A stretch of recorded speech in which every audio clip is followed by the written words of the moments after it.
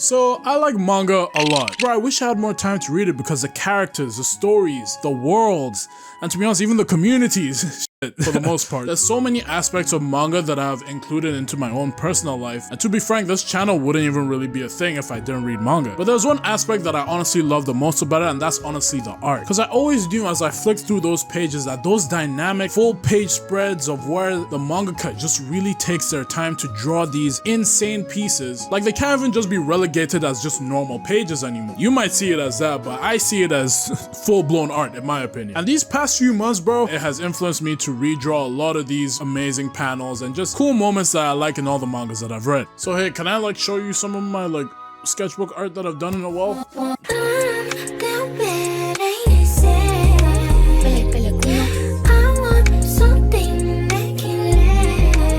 So in today's video, we're going to be covering around like 4 mangas that I redrew a lot in my sketchbook. Now with redrawing a lot of these manga panels, honestly, I kind of cracked the code. Let me just show you real quick. And that's starting off with this page with Kagurabachi. There's gonna be a lot of Kagurabachi today. But with this page right here, I think that was when Hirohiko was pulling up on, I want to say Tanjiro, it's Chihiro. And that was when he was just pointing at him. That was when Chihiro was trying to learn the Iai White Tiger style, which is basically just him slashing really hard. But honestly, this arc is amazing. I've been loving it so much. Hey, where my Bachi bros at? This arc has been amazing, bro. This isn't even the only page of Kagurabachi that I drew, bro, because we go on to the next few pages, right? Hey, don't worry about the sketches, right? Hey, I was trying to learn some shit, okay? So the next page that I want to show y'all is actually, there's a lot going on this page. So with this page right here, I actually got inspired from a GIF that I actually really like a lot, and that was from, is it from Kizu Monogatari? It's from the Monogatari series where the little girl literally just goes into her brain and just like starts massaging that shit, and her eyes start going. So I was like, okay, real. I can relate to that. Just did some studying with like the forearm just like going in, and then I did like a full-on guy with it attached to the hand. I tried to make an OC out of it with like weird vein things inspired from like Genos, you know, when he has those like things on his cheeks. I don't mind it. Not a bad anatomy study. Hey, I'm slowly learning.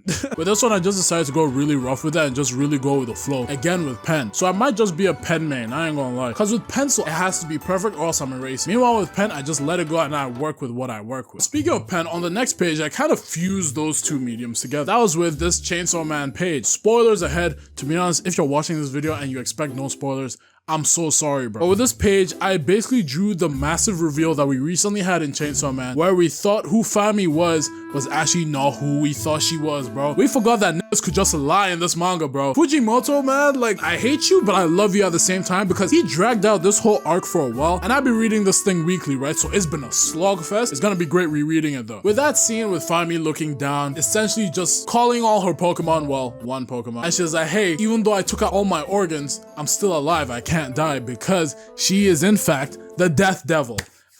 Which was a big switcheroo because we thought the girl who said that she was Fami was lying, because we were like, oh dude, she has to be the Death Devil, right?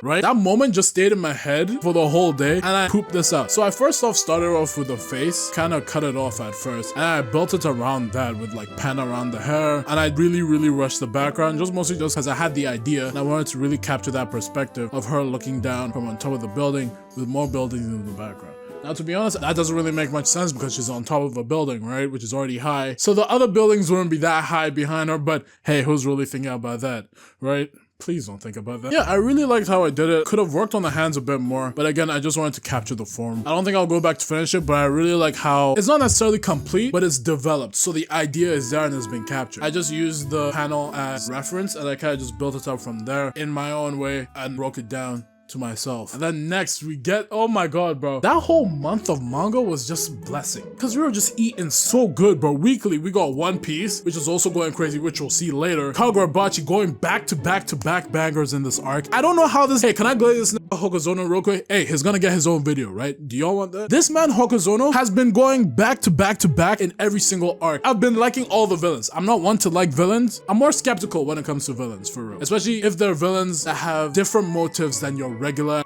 villain that's just like, hey, I want to kill just for killing. Even though those villains on their own are fire, shout out my Sojo, I'm basically saying that he shows depth in the character in a lot of the ways that he expresses them, whether it be through their abilities or their mannerisms, just the subtle things that you might not really see on a first read. Especially like this young boy Hirohiko, I thought he was just a little jit. This is a YN that is on his business, has gone 0 for 3 in every single battle that he has been in, and he is one of my favorite characters right now, which is crazy because I thought he was just a little annoying and a jit, but he's cool as hell. So at this point in the arc, Yori finally got back all her memories and she's like, oh my god, where's my daddy at? I think that was when the boys got their swords back, and that was when Sama was like, bet I'ma pull up, and this nigga aura farmed in the sky like crazy. I was like, who do you think you are? Pulling up with all the crows, you are not Itachi Uchiha. But he might be him though, because this blind nigga, bro, anime just keeps making blindness so cool. Hey, shout out to my blind niggas.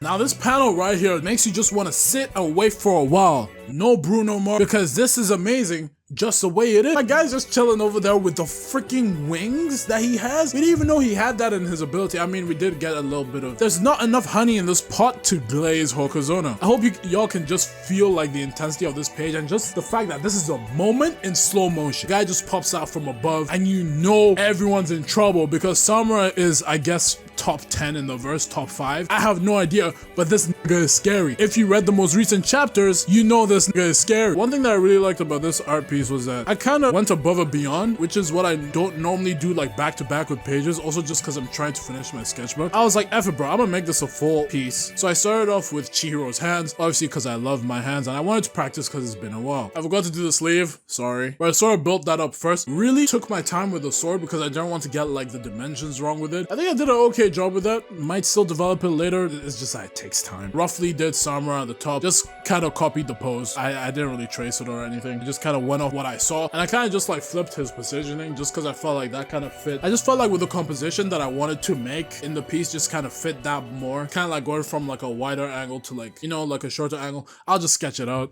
And I also wanted to incorporate more of Samura's wings, just kind of engulfing everything in the page just to kind of like guide your eyes better, you feel me? I do want to cover it all in black. But niggas don't have time for that. So let's move on. Next page was kind of more chill. I still wanted to draw Yori, so I practiced with her and her hand in kind of like a different perspective. Kind of almost drew Plank. Don't worry about the Snoopies. Hey, you got a problem with Snoopy? But yeah, I think I drew Yori from a reference just because I love her. My Shayla, damn. All these characters that they've introduced in this arc, even the freaking side character that went and ran to like get the key or something, he was cool too. And I think that's something that Chihiro really needed in this arc. Chihiro coming out of this arc is gonna be a whole different man and beast completely. Next page, we get into some water. I miss Egghead a lot, so I actually took a reference from someone who drew Luffy on Twitter. I hope I can find it. I really like the hand was like that. Built it up from there. There's really nothing much to be said. I haven't drawn Luffy in a minute. Y'all don't really know this, but I used to draw Luffy a lot. Like before I made the channel, that was literally the only art style that I was learning, and I learned it. I just kind of forgot it now. But I like how I incorporated my style into Nami on the left too. Again, I wanted to capture that moment in Arlong Park where she was like, Luffy, help me. And he was like, of course I will. So I kind of wanted to like capture that dynamic again, but also times have changed now because Luffy is a big boy Yonko. Big boy Yonko.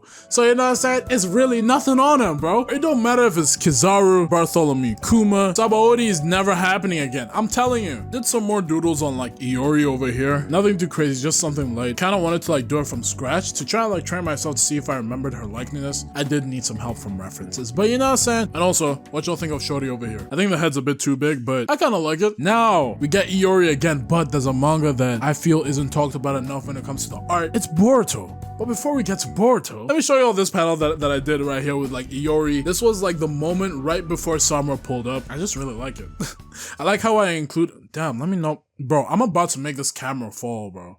My phone. With this specific panel exactly, I just really like how Hokuzono captured the emotion with it, with like the sweat as well. Kind of wanted to extend that and add my own spin to it, so I implemented it into like the panel border. I had a bottom for it already planned, but I kind of wanted to add those sweat droplets to the line art of bridge of her nose. Is it the bridge of her nose? I don't know, bro. That part of her nose. And also just to make it bleed down onto the whiteness of the page. I think that'll do great, especially with the black specks in the background as well, just showing Chihiro's Sarada's ability. But yeah, no, I really like it. You can definitely tell that it's a Yori. I don't know about you, but I can definitely tell it's a Yori with the hairstyle and everything. And then we get to the Boruto art. Because, spoilers, we got Sarada using her Mangakyo Sharingan after what, like 20 chapters? After like 2 years of it being revealed? I think it's been a year since it's been revealed, and this is the first time that we're seeing its ability in full force. It was a beautiful chapter. I loved it so much. I want to see more of Sarada. I honestly didn't think I would like her this much. Kind of did my own thing with her, built it up by myself, and then just used a reference for the clothing. I like how I did the clothing. Should have fixed the face a bit more. It's a bit too long for my liking. Not bad at all. And I tried to implicate like her ability in the back, drew her eyes in, kind of just filled in everything that needed to be filled in. Don't worry about the shit with the hair on the right. That was just a mistake with the pen.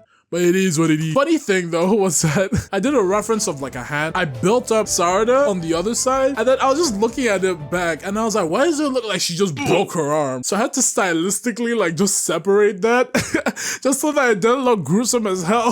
That Sarada, upon awakening her Mangakyo Sharingan, just gets her arm just broken, just snapped off by Shinki. Those were all the drawings I had in my sketchbook. Let me know which one was your favorite. I haven't shown you guys my art in a while, so would y'all definitely want to see more of that? I definitely want to show y'all more of that, because you can only really talk about art so much without having like the itch to do it. I be doing it, I just haven't been showing y'all, so check out this video though. Appreciate you so much.